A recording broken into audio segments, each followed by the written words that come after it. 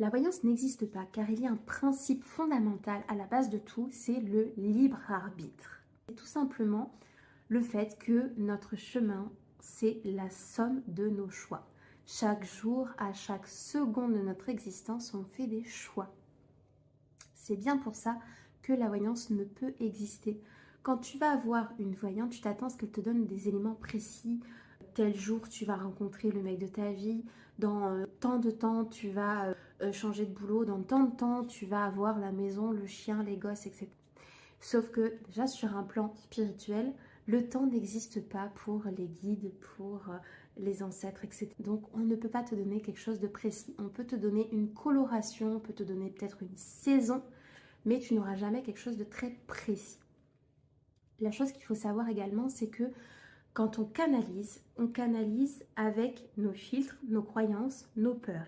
Et si tu fais confiance à une thérapeute qui n'est pas très alignée, qui n'est pas très bien, qui n'a pas assez travaillé sur elle, eh bien, ça va faire effet miroir. C'est-à-dire que ce qu'elle va te dire, ça va te correspondre et en même temps pas trop.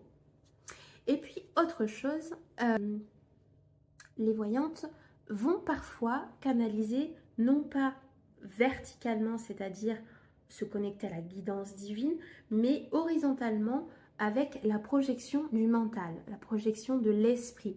C'est-à-dire que autour de toi, tu as ton aura énergétique et tu as des informations dans cette aura. Par exemple, quand tu vis quelque chose d'assez fort, d'assez intense, ça va se lire dans ton aura.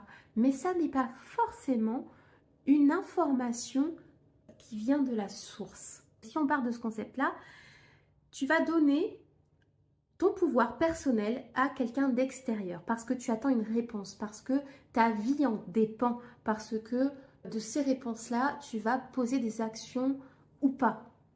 Et c'est là que c'est dangereux. Par exemple, si la voyante te dit que tu vas te séparer de ton mec parce que tu ne peux pas avoir confiance en lui, etc., tu vas commencer à en faire une vérité. Tu vas se dire, oui, de toute façon, la voyante, c'est son métier, etc. C'est ce qu'elle dit, donc c'est forcément vrai. Et donc, tu vas commencer à changer tes comportements. Tu vas devenir plus suspicieuse, tu vas fouiller son téléphone, tu vas lui poser des questions, tu vas peut-être mal lui parler parce que du coup, tu te dis que tu ne peux pas lui faire confiance. Et peut-être en effet qu'à la fin, vous allez vous séparer. Mais pas parce que tu ne pouvais pas avoir confiance en lui, c'est tout simplement parce que tu avais moins confiance en toi et que tu as donné trop de pouvoir à cette personne. C'est ce que moi j'appelle la profession autoréalisatrice. C'est-à-dire que de quelque chose, d'une phrase, tu en fais une vérité et tu alignes tes actions